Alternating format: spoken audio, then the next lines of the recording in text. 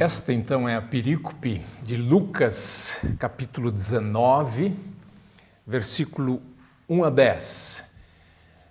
Essa leitura do Evangelho que tem como leituras que acompanham o Salmo 130, Isaías 1, 10 a 18, e inicia uma série de leituras extraídas da segunda carta aos Tessalonicenses. Então é 2 Tessalonicenses 1, 1 a 12. Essa é a conhecida história de Zaqueu, o publicano. É uma história que só aparece em Lucas. É um tema que interessa ao evangelista Lucas, na medida em que envolve uma pessoa, um homem rico, nesse caso Zaqueu, e ele tem alguns pontos de contato, essa história tem alguns pontos de contato com uma outra história em Lucas, um pouco antes, em Lucas 15, as parábolas dos perdidos. De certa forma, essa história poderia vir antes de Lucas 15, porque o que acontece em Lucas 15, a reclamação dos escribas e fariseus, ela ocorre aqui também. E é, no caso, um exemplo que levou àquela reclamação lá em Lucas 15 e a resposta de Jesus através daquelas três parábolas. O nosso objetivo aqui é, evidentemente, ler o texto grego, sem entrar em todos os detalhes, por isso, se você puder abrir o seu Novo Testamento grego, vai facilitar. Eu vou destacar alguns aspectos aqui desse texto, à medida que formos indo. É um texto relativamente breve e depois, no fim, a gente reflete um pouco sobre o aproveitamento homilético desse texto. Diz o texto no início que, entrando, atravessava Jericó. Tanto vago esse texto, por isso as traduções tendem a explicitar de quem se trata. A Nova Almeida Atualizada, por exemplo, diz: entrando em Jericó, Jesus atravessava a cidade. Fica mais claro. Então, a Jericó é, digamos assim, a última estação antes de Jerusalém. Estamos em Lucas 19, está chegando ao fim a assim chamada narrativa da viagem que começou em Lucas 9. Logo adiante vem a entrada de Jesus em Jerusalém. Um pouquinho antes, tivemos o episódio do cego de Jericó e um pouquinho antes ainda toda aquela questão das riquezas, o jovem rico e a discussão em torno do deixar as riquezas, os discípulos levantam essa questão. Então, essa história ela vem num local bem estratégico, um pouco antes de Jesus entrar em Jerusalém e um pouco depois de uma discussão sobre essa questão das riquezas.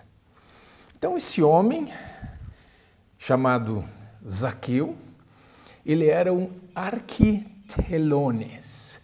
O termo telones, publicano, aparece bastante nos evangelhos, mas esse termo maioral, ou chefe dos publicanos, ele aparece só aqui. A gente não tem uma noção exata de como era esse sistema de coleta de impostos, mas todo mundo sempre diz que telones, ou então publicani, era um nome aplicado apenas aos chefões da coleta dos impostos, que normalmente ficavam ou em Roma ou numa grande cidade. Eles contratavam a cobrança de impostos de uma região, eles ofereciam um montante de dinheiro e isso eles tinham que entregar ao governo romano. E a partir dali eles podiam coletar o quanto eles quisessem. Então, eles tinham uma taxa fixa a contribuir para o governo romano, mas o quanto eles cobravam, isso era uma coisa com eles. Por isso, ou também por isso, os publicanos eram odiados pela população. E esses publicanos que aparecem aqui são, na verdade, os coletores de impostos. São aqueles que estão bem abaixo, bem no final dessa cadeia de arrecadação de tributos dentro do Império Romano. Mas esse homem aqui, o Zaqueu, ele era um chefão, digamos assim, um coordenador local, quem sabe, na cidade ou em toda a região de Jericó. E ele era rico. Quer dizer, dificilmente se encontraria talvez um publicano que fosse pobre, né? Então essas duas coisas vão mais ou menos de mãos dadas. E ele procurava ver Jesus, quem ele era. E não podia por causa da multidão, porque quanto à estatura ele era pequeno. Essa história é conhecida, né, do baixinho Zaqueu. Ele quer ver Jesus. E aqui o texto grego diz, ele diz, «Etzetei idein ton Iesun tis estin». Ele queria ver quem era Jesus. Ele não queria conversar com Jesus, ele queria simplesmente ver. Ele era um curioso. Mas como a multidão impedia, ou ele sabia, sentia que ele não teria chance de ver, porque havia muita gente em volta e ele era baixinho, então ele se antecipou para satisfazer a curiosidade. E fez uma coisa típica de menino, então. Ele subiu numa árvore para poder ver quem passava e poder, daquele ponto privilegiado do alto da árvore, ver exatamente quem era Jesus. É o que diz o versículo 4.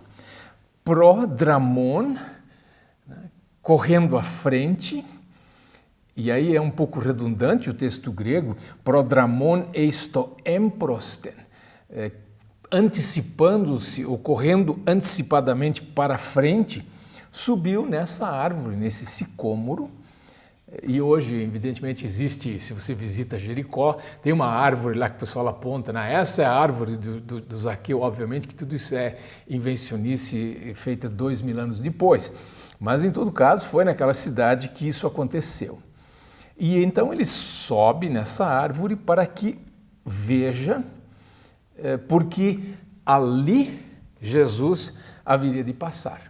Talvez fosse a rua principal ou a estrada principal que atravessava a cidade, não tinha como não passar por ali, ele sabia disso, ele era do local, e lá está ele sentado no alto da árvore, sobre um galho, esperando a passagem de Jesus. E quando chegou, quando veio ao lugar, não diz quem, mas está subentendido que se trata de Jesus. Quando Jesus chegou àquele lugar, né, agora Jesus começa a tomar a iniciativa. Quer dizer, ele está sentado lá no galho e só de curioso, mas agora Jesus entra em cena e aí tudo começa a mudar. Chegando no local, olhando para cima, né, anablepsas, às vezes anablepsia, que significa recuperar a visão, mas pode também ser olhar para cima. A preposição aná indica isso. Jesus olhou e disse para ele, para Zaqueu, Zacchaie, speusas katabeti. Zaqueu desce depressa, mas literalmente o que está colocado aqui, Zaqueu, apressando-te, desce. E aí diz, semeron gar ento oikuzu dei memeinai. Pois hoje, na casa tua, é necessário eu ficar. E aí o versículo 6, então, segue simplesmente a execução dessa ordem de Jesus, ou desse pedido. Apressando-se, desceu e o recebeu. E agora vem o detalhe de Lucas, no final do versículo 6. Chairon, ou seja, com alegria, alegrando-se. Esse é outro detalhe que Lucas gosta de enfatizar, toda a alegria que resulta da presença de Jesus, desde o momento inicial da história, desde o Natal. Agora vem uma segunda cena, ou então uma cena posterior, no versículo 7, Kai idontes pantes diegongizon, legontes hoti para hamartolo andri eiselten catalisai. E aqui no versículo 7 é que se estabelece a conexão com Lucas 15, até porque o mesmo verbo é usado. Diz também que eram todos. Lá em Lucas 15 diz que todos se aproximavam de Jesus. Aqui diz que todos murmuravam. Diegongizon, diagongizo, esse termo, esse verbo, aparece lá em Lucas 15, 2. E a mesma acusação, a mesma queixa. Ele, no caso aqui, junto a um homem pecador, ele entrou na casa de um pecador para se alojar. Lá diz, ele recebe pecadores e come com eles. Aqui diz, ele foi se hospedar, katalizai. Ele foi se hospedar na casa deste homem pecador. Em que sentido eles tomavam pecador? O termo pecador é uma questão que dá para discutir. Não necessariamente no sentido profundamente teológico, mas era mais uma questão de pecaminosidade ritual, ou seja, pelo seu contato com os pagãos ou com todo tipo de gente e por manusear dinheiro, obviamente ele estava impuro do ponto de vista ritual. Ele não podia participar do culto, do ponto de vista farisaico, certamente. O versículo 8, ele coloca uma outra cena, um pouco mais adiante. O texto bíblico sempre é bastante sintético. A gente precisa como que preencher as linhas ou as entrelinhas. A nossa Almeida atualizada diz assim, entre mentes, mas a rigor não tem entre mentes nenhum aqui, simplesmente diz stateis de, e parando, ou colocando-se de pé, ou então, mas colocando-se de pé, Zacaios eipen proston Kyrion, Zaqueu disse ao Senhor. E de novo, Lucas gosta de enfatizar que Jesus é Senhor. Alguém vai dizer isso é reflexo de um período pós-Páscoa? Tudo bem que seja, mas o fato é que Lucas, mais do que os outros evangelistas, destaca essa condição de Jesus como Kyrios. Então, o que Jesus ouve do Zaqueu nesse momento? Jesus, na verdade, não pediu nada, não deu nenhuma recomendação, não exigiu nada, e isso é importante para aquilo que segue. Ou seja, Zaqueu, de livre e espontânea vontade, toma a iniciativa e diz Idu ta hemisiamu ton hiparchion ton Kyrie tois ptochois didomi. Quer dizer, eles, olha aí, Senhor, a metade dos meus bens eu dou aos pobres. E aí ele segue, e se de alguém algo roubei ou defraudei, eu devolvo 4 vezes mais. Então havia estipulações na lei de Moisés de que se alguma coisa fosse desviada ou roubada, ela teria que ser depois devolvida com uma compensação, às vezes 4 vezes, às vezes 5 vezes, dependendo do caso. Então ele, por assim dizer, conhece a legislação, conhece a lei e está disposto a fazer todas as reparações necessárias e possíveis. E aí, não necessariamente como consequência disso, mas também nesse contexto, no versículo 9, Jesus diz, e a gente não pode fazer uma coisa depender da outra, né? A gente até esperaria que isso fosse dito antes das palavras de Zaqueu, mas elas vêm depois. Jesus diz a ele, semeron. E esse semeron, esse hoje é importante, porque Jesus diz, hoje eu preciso ficar na tua casa. E depois, no final, ele diz, hoje aconteceu salvação. Esse hoje é, por assim dizer, o hoje escatológico. É o hoje do novo tempo, que a presença de Jesus traz. O reino de Deus irrompe ali onde Jesus se faz presente. E aconteceu naquele dia na casa de Zaqueu. Quer dizer, Jesus quer ficar na casa dele e agora houve salvação na casa. Não na estrutura física, mas obviamente na casa, significando as pessoas que ali moravam. Por quê? Porque também este é filho de Abraão, ou seja, ele é um membro do povo de Deus. Se ele era judeu ou não era, isso a gente não sabe. É bem provável que fosse. Tudo indica que fosse. Até pelos gestos, por aquilo que ele sabe em termos de retribuição e assim por diante. Ele não era necessariamente um estrangeiro. E aí o arremate no versículo 10, pois o Filho do Homem veio buscar e salvar o perdido. É um texto frequente nos evangelhos, ocorre em outros lugares, mas sem dúvida é um clímax, é o ponto alto. Jesus vem para buscar e salvar o perdido. Nesse caso, o perdido era o Zaqueu. Em termos homiléticos ou de pregação, a série trienal nos coloca o Salmo 130, que é um salmo penitencial, por assim dizer, das profundezas clamo, é um clamor de alguém arrependido. E aqui, evidentemente, nós temos arrependimento da parte de Zaqueu. O texto do Antigo Testamento é muito significativo, escolhido a dedo, Isaías 1, 10 a 18. Ainda que os pecados sejam inúmeros ou terríveis, Deus está disposto a perdoar. Então essa questão do perdão, do acolhimento do pecador é a temática desse dia. A leitura da epístola, como de costume na série trienal, segue um caminho próprio, na medida em que ela é uma leitura contínua, várias leituras da mesma epístola em domingos sucessivos. Só que tem um detalhe que eu gostaria de chamar a atenção.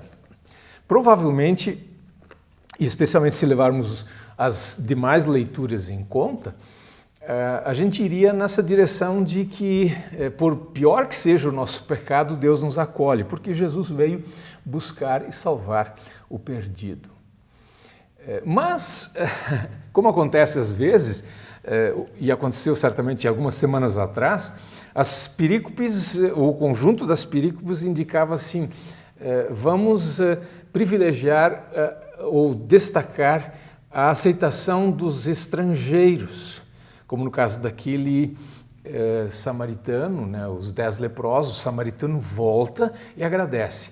Aí todo mundo certamente pregou sobre gratidão, mas as leituras, especialmente a escolha de Ruth, indicava que a gente poderia ressaltar também esse aspecto de que o povo de Deus está aberto, Deus acolhe todos, também os estrangeiros. Muito bem, nesse dia de hoje, todo mundo certamente vai dizer, ok, Cristo aceita o pecador. Esse é o ponto alto. Até mesmo um rico considerado pecador, e ele próprio dá a entender que ele pisou na linha, ou seja, que ele fez coisa errada. No versículo 8 diz, se de alguém. E esse se é um se assim, de fato, se, mas é bem provável que sim, ou com certeza sim. A gente não sabe se é uma confissão de culpa ou não, é provável que sim. Esse se não é um se totalmente condicional, é um se bem realista. Eitinosti é o que ele coloca ali. Pois bem, o que eu quero dizer com isso? É o seguinte, esse homem, Zaqueu, pelo menos na perspectiva de Lucas, ele é um rico que se torna cristão. Isso é muito importante. A gente sempre lembra a viúva pobre, ela vem um pouco adiante em Lucas, e ela está nos outros evangelhos também. Então a gente vê a oferta da viúva pobre, e diz, sim, a viúva pobre, ela deu tudo e assim por diante, ela é um bom exemplo, se fala dela em termos de mordomia, mas ninguém fala, ou raramente se fala de Zaqueu. Zaqueu, para Lucas, é o modelo do discípulo que vem de um contexto de riqueza. Ele precisa abandonar as riquezas, ele precisa dar 100%. Não, Jesus não pediu nada, ele dá 50%. Aqui, na verdade, não se institui um dízimo, se é que é dízimo, de 50%. Mas existe um homem rico que, na presença de Jesus, encontra o bem maior, e aí esses outros elementos, aquilo que poderia ser o seu Deus, o Mammon, a riqueza, passa a ser relativizado. Ele está disposto a abrir mão. Ele pode dar 50%. E sempre se diz, quem tem mais pode ir muito além de 10%, 15%, 20%. Para um pobre, 10% é um bocado de dinheiro. Para um rico, 50%, fica metade da fortuna. Mas seja como for, o Zaqueu permite que a gente faça um pequeno comentário também em termos de mordomia dos bens. E não somos nós, pastores, que estamos provocando sempre essa discussão. Essa discussão aparece naturalmente porque Jesus fala disso o tempo todo. E aqui hoje, na verdade, ele não falou, mas nós temos um exemplo de alguém que, sendo rico, se torna discípulo de Cristo, se torna filho de Abraão, e isso muda a vida dele.